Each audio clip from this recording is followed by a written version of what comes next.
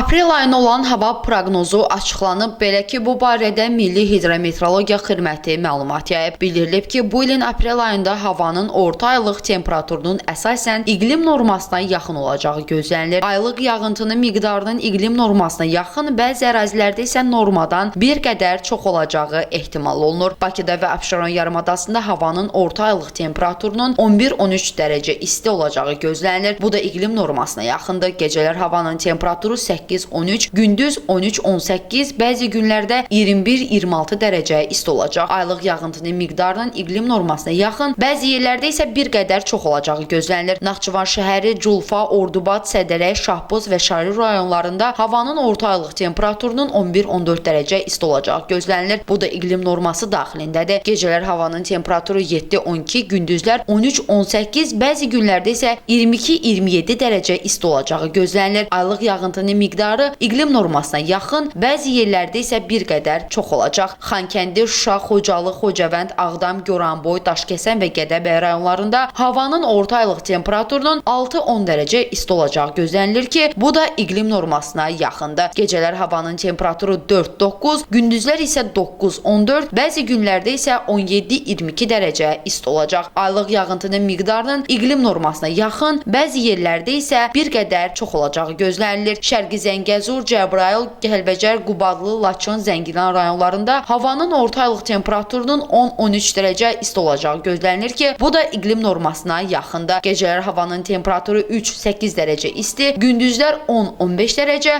bəzi günlərdə isə 19-24 dərəcə isti olacağı gözlənilir. Aylıq yağıntının miqdarının iqlim normasına yaxın olacağı müşahidə olunur.